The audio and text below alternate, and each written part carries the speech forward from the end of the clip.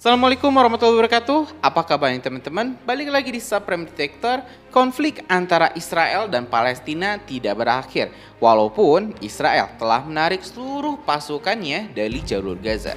Hal ini tentu teman-teman semua tidak merubah fakta bahwa di lapangan Israel dan Hamas masih jual beli serangan.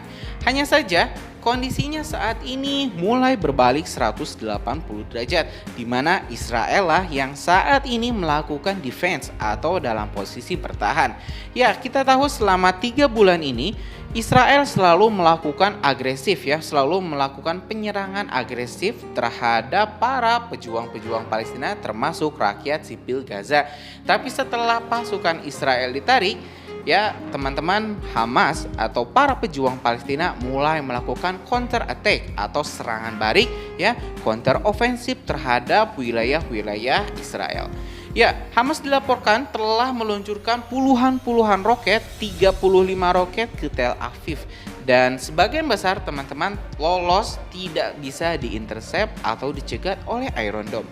Dan tentu ini menunjukkan bahwa Israel kini makin lemah setelah ditinggal oleh Amerika Serikat, salah satu penjaganya yang menjaga garis belakang Israel, USS Kiravot, kapal induk kedua terbesar Amerika Serikat, ditarik mundur ke Virginia untuk kembali ke pangkalannya. Nah, Israel makin tersudut setelah Mesir menyatakan siap perang dengan Israel dengan menempatkan ratusan ribu pasukannya di perbatasan. Kita bisa bayangkan, Israel melawan Hamas, melawan para pejuang Gaza saja sudah sangat kesulitan.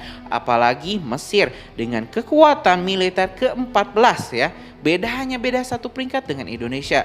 Indonesia itu peringkat 13 dan Mesir peringkat 14. Jika Mesir masuk ke dalam konflik ini, saya yakin Israel akan benar-benar jadi ayam pepes. Benar-benar akan tersudutkan dan juga terusir kembali ke lautan.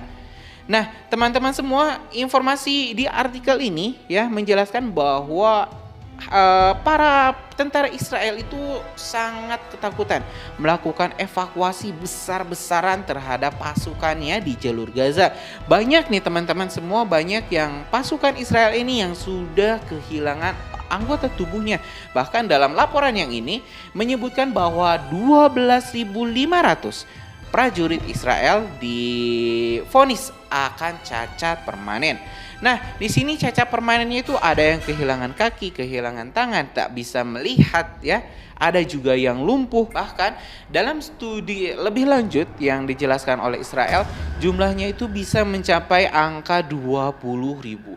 Kita bisa bayangkan teman-teman semua kerugian yang rupanya berusaha ditutup-tutupi oleh Perdana Menteri Netanyahu yang menyebut bahwa Israel ini hanya tentara Israel yang luka-luka hanya berkisar 2.000. Tetapi setelah diteliti laporan-laporan di rumah sakit menyebutkan bahwa 12.500 prajurit IDF, prajurit Israel, prajurit elitnya harus cacat permanen seumur hidup. Bahkan angka ini bisa melonjak hingga 20.000. Nah, tentu teman-teman, Israel saat ini sudah kehabisan cara bagaimana caranya untuk melanjutkan pertempuran. Kita tahu prajuritnya sudah habis, tanknya sudah habis, sekutunya sudah lari, dan sepertinya mereka sudah hopeless hopeless hanya mengandalkan serangan udara. Tapi kita balik lagi, serangan udara ini tidak efektif teman-teman, tidak efektif untuk merontokkan kekuatan dari para pejuang Palestina, karena kita tahu pejuang-pejuang Palestina ini basis operasinya itu di bawah tanah, di terowongan-terowongan, sehingga mereka terlindungi. Malah ini serangan udara ini hanya menargetkan para rakyat-rakyat sipil yang ada di jalur Gaza. Nah, tentu ini akan sangat menarik teman-teman untuk kita ikutin. Apakah nih para pejuang Palestina ini akan melakukan counter ofensif dengan menaklukkan kota-kota dan benteng-benteng Israel di luar Gaza? Dan juga kita akan sangat menantikan joinnya Mesir dalam konflik ini.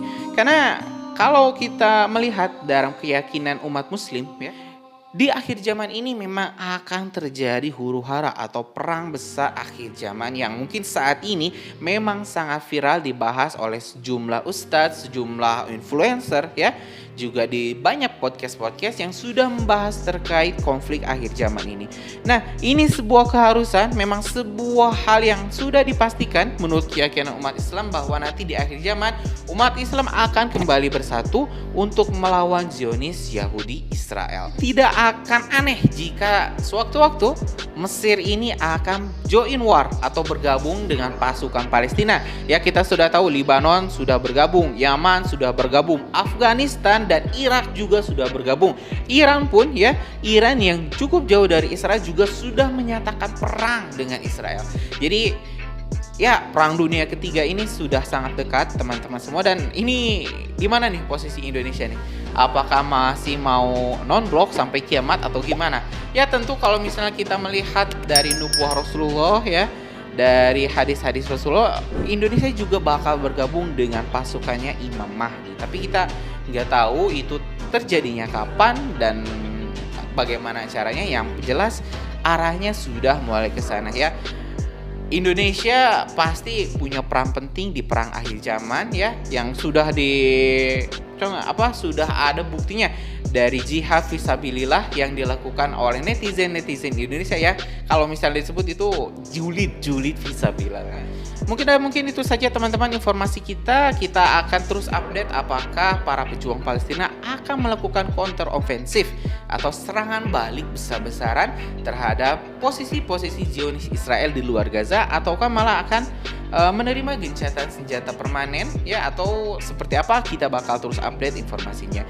Itu aja teman-teman, terima kasih, kita lanjut di video selanjutnya. Assalamualaikum warahmatullahi wabarakatuh.